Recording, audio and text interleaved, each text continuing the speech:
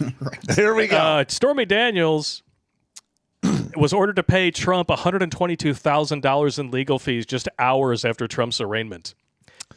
And this was after she lost the appeal in her original Trump case, and she vows not to pay a penny when she owed him, what was it, $300,000? She owes him some serious cash. Yeah, $300,000. She owes over $600,000 now. Yeah. Didn't her lawyer go to jail?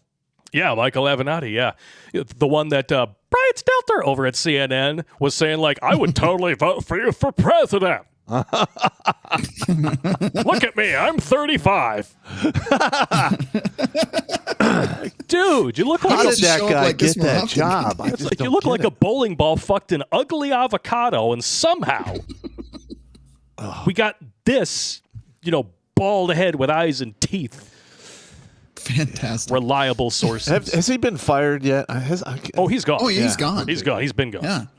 Good. I hope he doesn't find work again in the public sphere. Yeah. And CNN just apparently recently scored their lowest ratings in over 25 years. Wow. Good. Fuck them.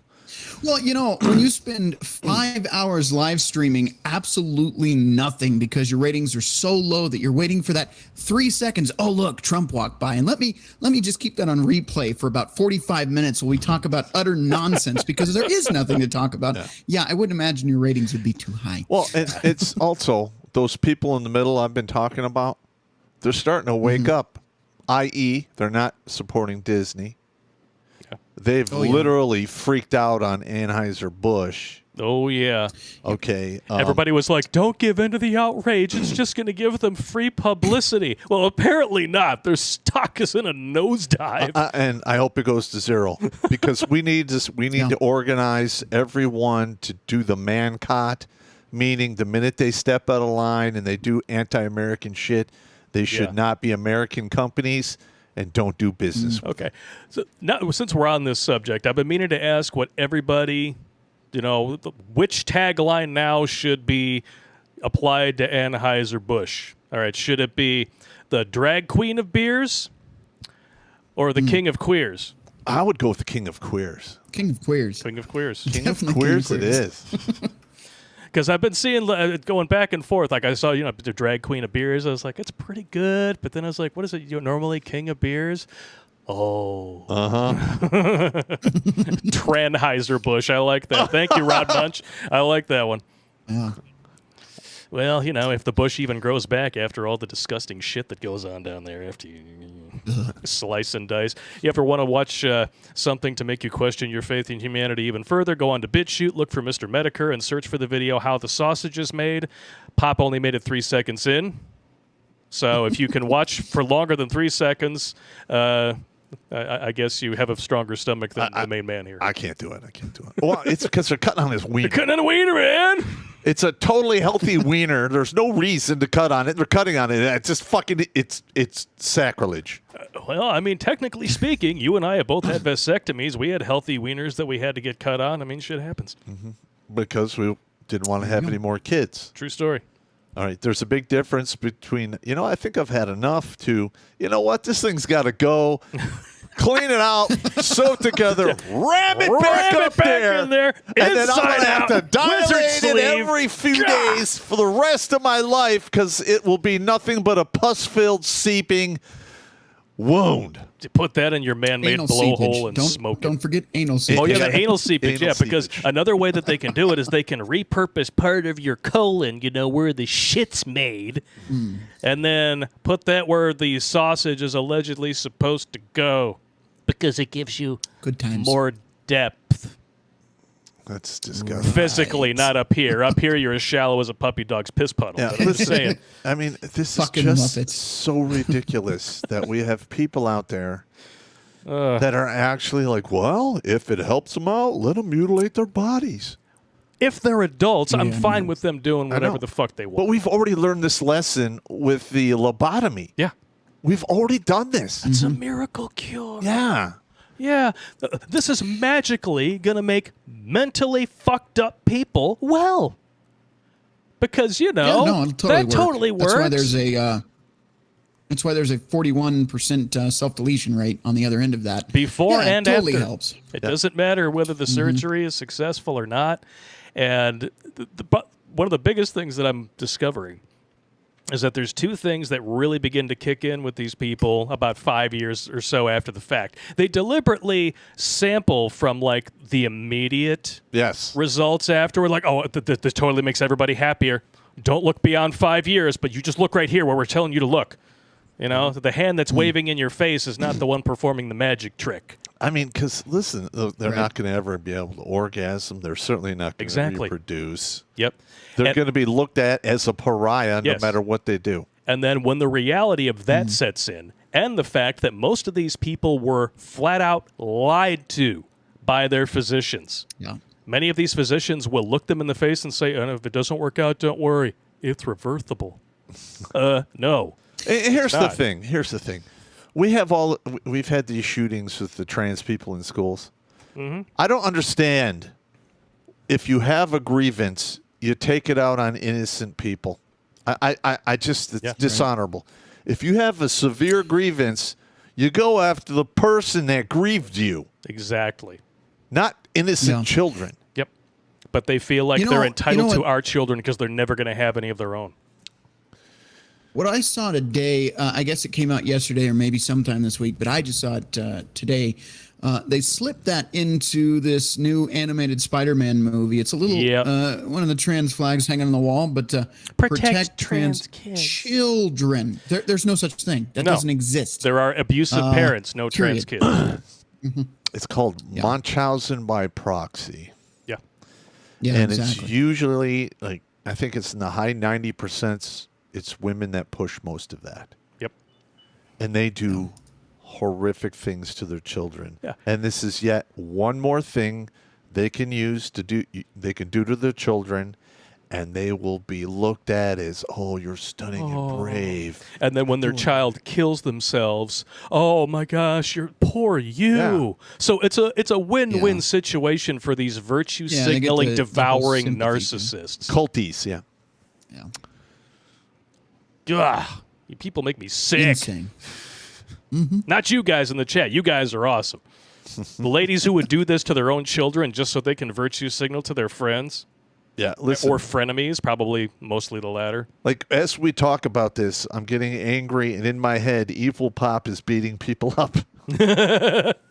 He's out of the fucking box. Well, you know what makes this even sadder is another thing that begins to set in with these people is that a lot of them will get this done when they're on the younger side. 18, 20. Yeah. And their friends who are, cheering them on, they don't know the real world yet. Nope. So when the regret from the surgery begins to set in is around the time that their friends who, let's be honest, a supermajority of them are just pretending to go along with it, and behind closed doors, they're telling the most vicious jokes and saying shit about you that would have you crying yourself to fucking sleep.